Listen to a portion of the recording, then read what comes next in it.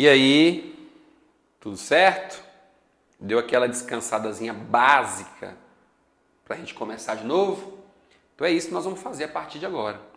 Nós vamos agora começar a tratar de um outro tema, mas um tema que ainda está dentro da lei de licitações, que nós finalizamos no bloco anterior, quando diferenciamos ali as hipóteses de dispensa de inexigibilidade de licitação. A partir de agora, nós vamos tratar sobre os contratos administrativos. Aqui não são tantas as peculiaridades que você tem que guardar, não, por se tratar de um concurso de nível médio, um concurso feito pela FUMAC, mas mesmo assim existem algumas informações bem relevantes. Então, do mesmo sentido, nós vamos focar aquilo que é mais importante para a sua prova, porque não dá para a gente ficar analisando artigo por artigo, item por item, né? Isso nos tomaria um tempo muito grande. Então, nós vamos focar naquilo que realmente é importante para a sua prova. Nos blocos anteriores, nós vimos que quando a administração pública quer contratar um determinado serviço, realizar uma obra ou adquirir bens, ela realiza uma licitação. E aí, a partir do momento que nós temos todas as etapas do processo de licitação, a comissão de licitação seleciona a proposta mais vantajosa, o que vai acontecer? Esse processo é encaminhado para a autoridade superior vai homologar o processo licitatório e, na sequência, acontece a adjudicação, que é a última etapa do processo de licitação. A partir da adjudicação do objeto ao vencedor da licitação, a administração pública já está apta a convocar o vencedor da licitação para assinar o contrato administrativo. E é justamente nesse contrato administrativo que estarão as regras, as cláusulas que deverão ser observadas tanto pela administração pública como pelos particulares. Então veja só, eu vou lhe dar uma explicação aqui semelhante àquela que eu lhe apresentei quando nós falávamos dos atos administrativos. Eu quero que você entenda o seguinte: a doutrina, os estudiosos do direito, eles costumam aqui utilizar a expressão contratos da administração para se referir a um gênero, tá? Vamos para o slide aqui, fica mais fácil entender. Então eles costumam utilizar a expressão contratos da administração para se referir a um gênero, tá? Então, quando eu digo contratos da administração, eu estou me referindo a todos aqueles contratos que são formalizados pela administração pública. Por isso eu falo em contratos da administração. Todos os contratos formalizados, tá? E aí existem dois grandes grupos. Nós temos os contratos regidos pelo direito público e temos também os contratos regidos pelo direito privado. Então, contratos regidos pelo direito público e contratos regidos pelo direito privado. Então, existem as duas possibilidades. Os contratos regidos pelo direito público são os denominados contratos administrativos, que são os contratos que nós vamos estudar a partir de agora, tá? Contratos administrativos. Por outro lado, os contratos de direito privado formalizados pela administração pública são aqueles contratos em que a administração pública estará no mesmo nível do particular. Ela estará numa relação horizontal. Quer ver um exemplo? Quando alguma entidade da administração pública ela abre uma conta bancária, o seu representante vai ter que ir lá assinar o contrato de abertura da conta corrente, né? Aquele contrato de conta corrente, ele é regido pelo direito público ou pelo direito privado? Direito privado, por óbvio.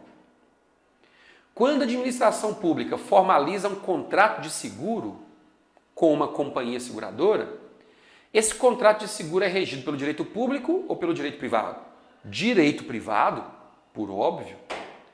Então, nesse contexto aí, tem que ficar claro para você que a administração pública ela formaliza contratos de direito público e de direito privado. Quando ela formaliza contratos de direito privado, que nós não vamos estudar a partir de agora, ela está no mesmo nível do particular. Mas quando ela formaliza contratos de direito público, isto é, os contratos de direito administrativo, ela se coloca num patamar de superioridade em relação aos particulares. Por quê? Porque ela está agindo com fundamento na supremacia do interesse público perante o interesse privado. Então, supremacia do interesse público perante o interesse privado. Tá vendo aí? Pois é. Eis a tal da supremacia. Eis o tal do interesse público prevalecendo na relação. E aí, quando você for responder às questões de prova, você tem que se antenar para o seguinte. Os contratos administrativos são regidos pelo direito público, isso você já sabe.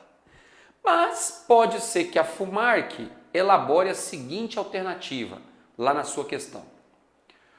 Os contratos administrativos formalizados pela administração pública em nenhuma hipótese admitem regras de direito privado. Certo ou errado? Errado. Ou então você pode encontrar também a seguinte assertiva. Nos contratos de direito privado, formalizados pela administração pública, não se admitem a aplicação de regras de direito público. Certo ou errado? Errado também.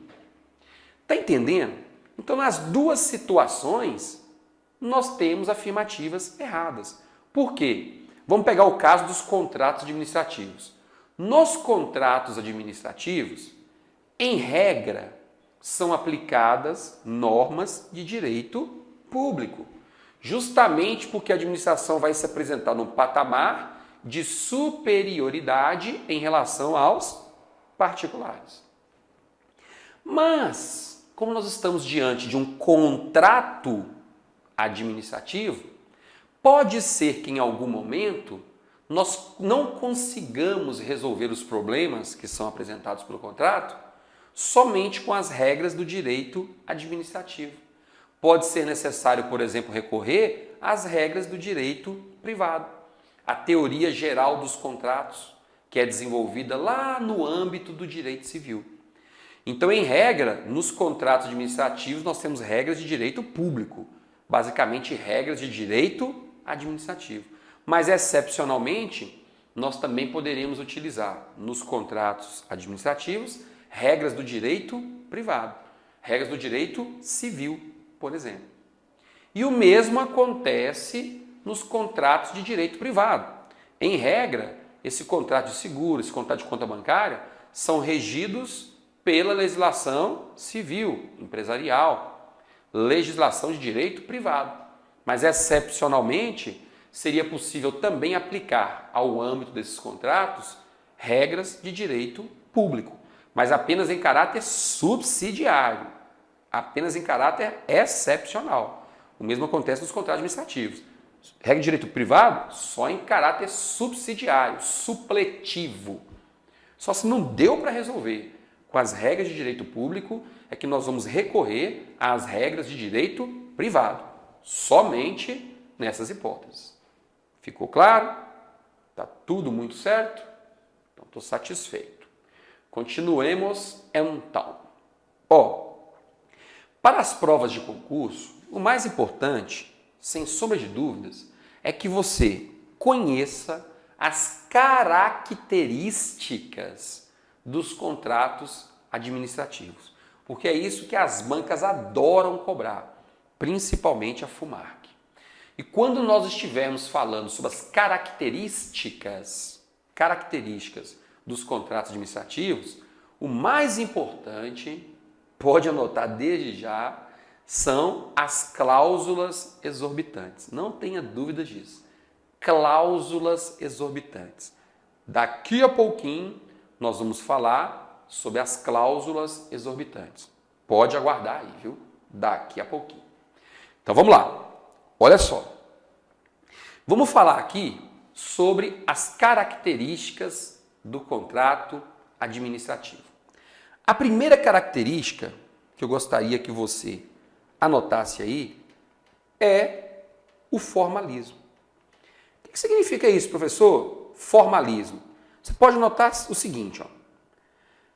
A legislação entende que é nulo e de nenhum efeito o contrato verbal com a administração pública, salvo os contratos de pequenas compras de pronto pagamento, assim entendidas aquelas que não sejam de valor superior a R$4.000, feitas em regime de adiantamento.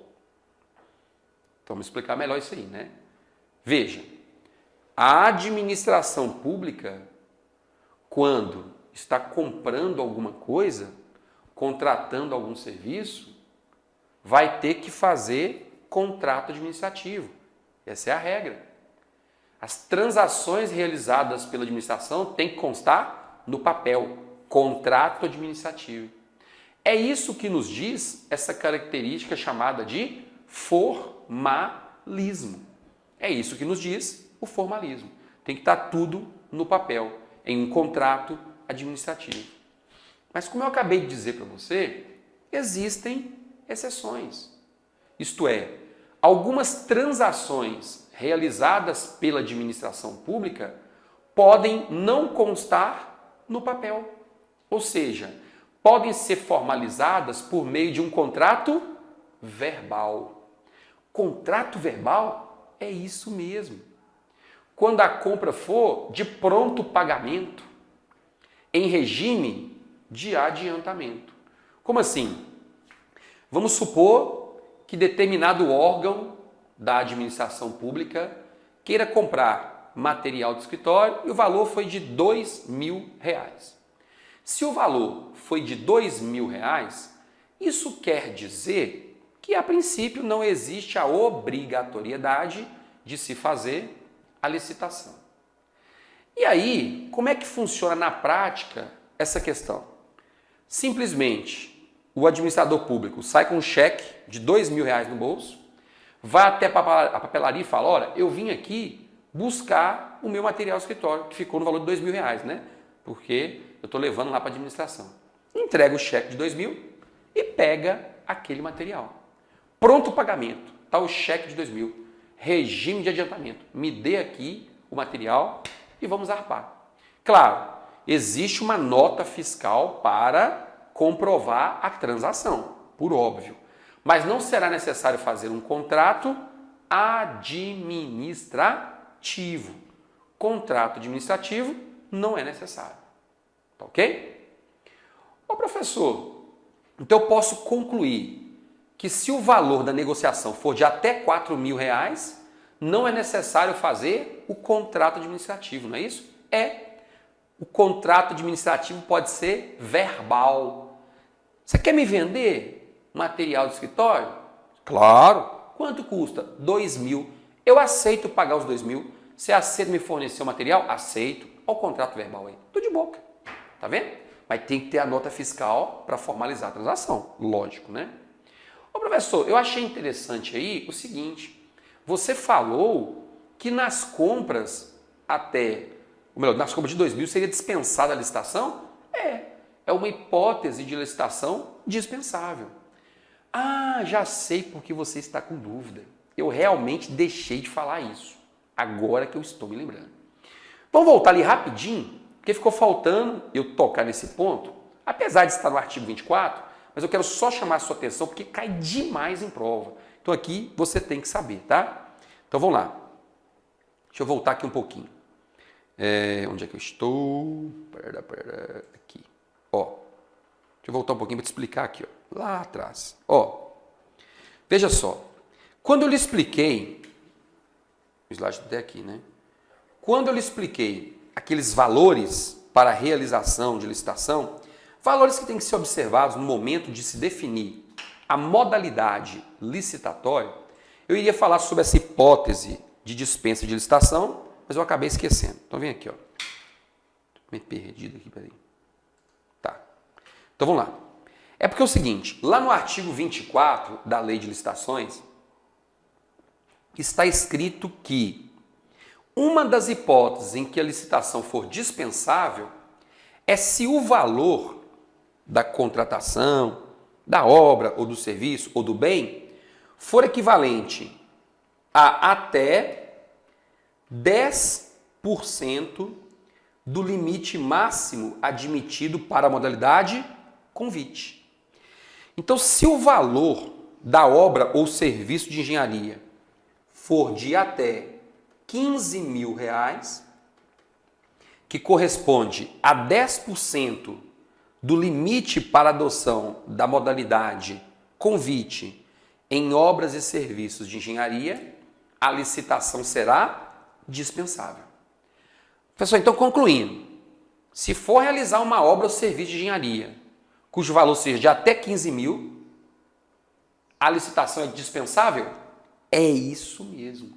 Licitação dispensável. Não precisa fazer.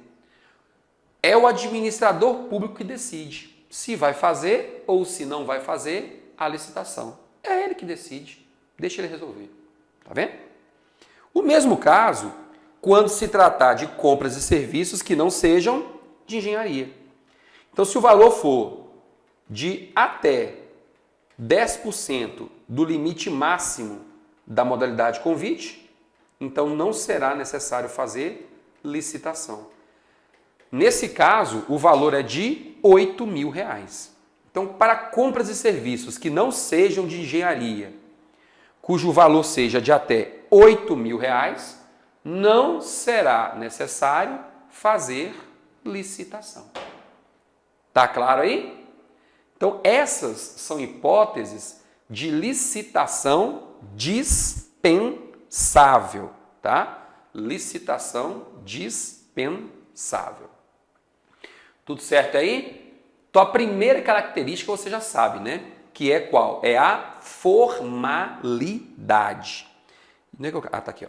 Que é a formalidade, ou seja, o formalismo. Uma segunda característica dos contratos administrativos é o fato de serem um contrato de adesão. Ah, então os contratos administrativos, professor, são um contrato de adesão? São. Eles são um contrato de adesão. E o que é um contrato de adesão? Olha só. Contrato de adesão é aquele elaborado apenas por uma das partes. A outra só vai aderir. A outra só vai assinar e concordar com o que já está escrito. Meio absurdo, né? Por quê? Vamos supor que você está querendo comprar um carro e Coxinha está querendo vender. O que vai acontecer? Vocês vão começar a negociar.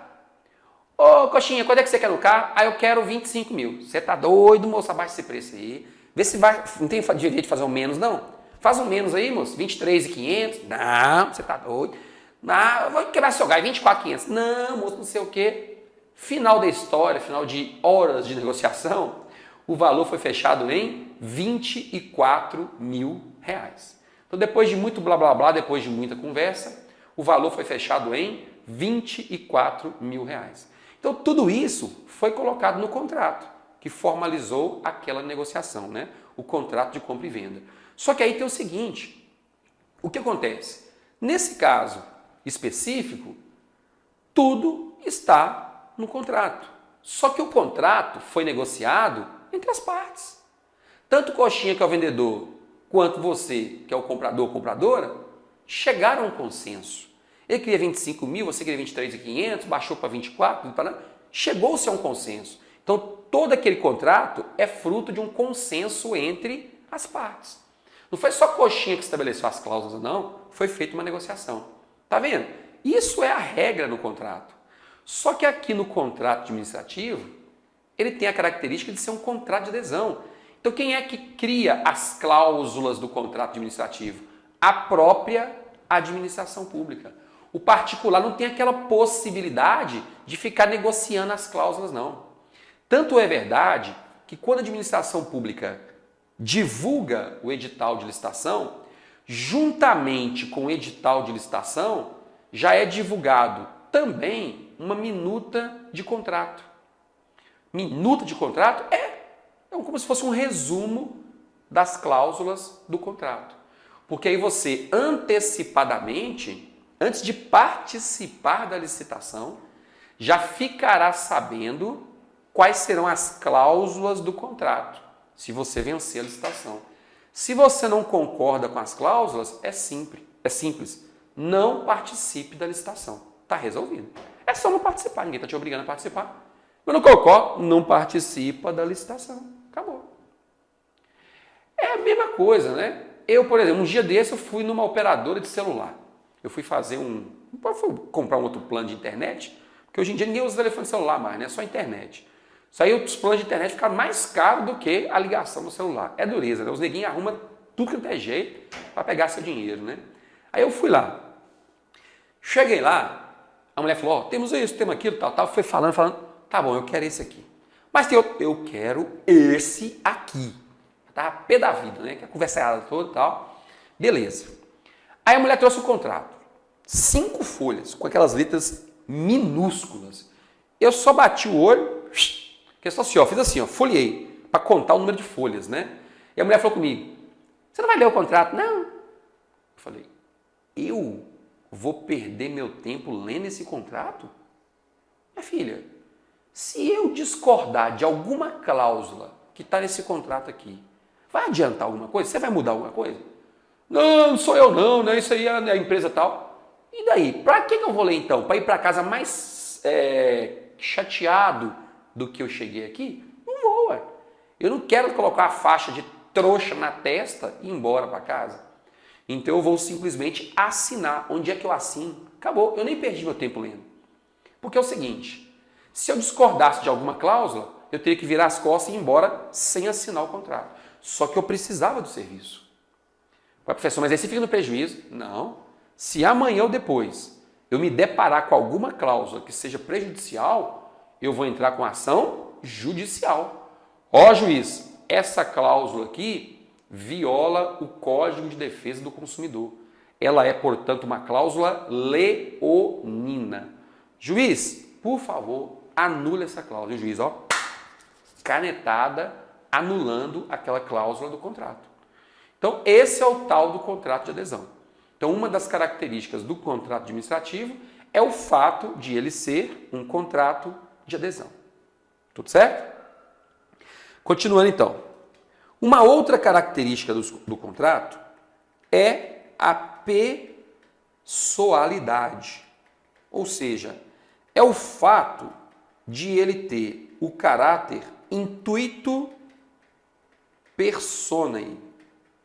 Intuito personae, professor? É isso mesmo. E o que significa esse caráter intuito personae?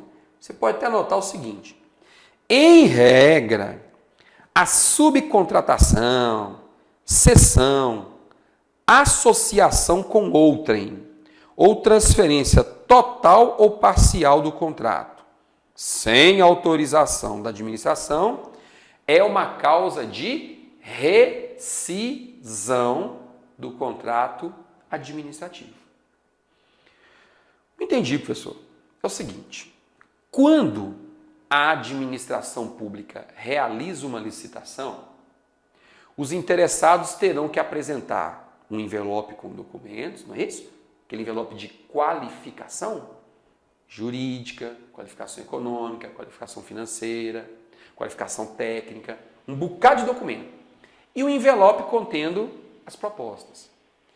Então, quando a administração avalia toda aquela documentação, ela está verificando se aquela pessoa tem condições de contratar com a administração. É isso que está sendo avaliado. Essa pessoa tem ou não condições de contratar com a administração.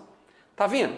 Então nós estamos levando em conta as qualidades técnicas daquela pessoa jurídica, daquela empresa, se for o caso. Então veja só, vamos supor que a administração federal realizou uma licitação para a construção de uma usina hidrelétrica. E aí, a empresa que venceu a licitação apresentou uma proposta de 1 bilhão de reais. Imagina que é isso, né? 1 bilhão de reais. Está fechado. 1 bilhão de reais.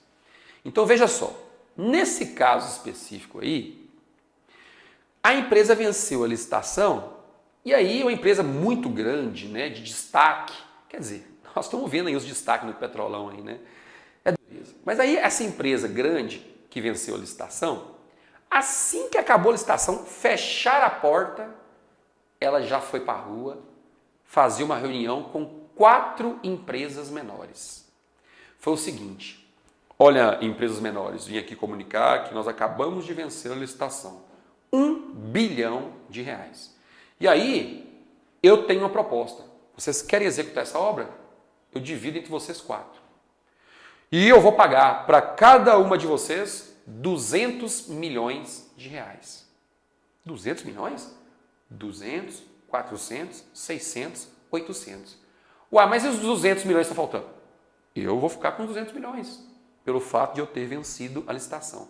Então, olha só de a empresa participar da licitação, ela abocanhou 200 milhões, sem mover uma paia. Por quê? Porque ela está subcontratando, está transferindo para terceiros aquela responsabilidade na execução da obra.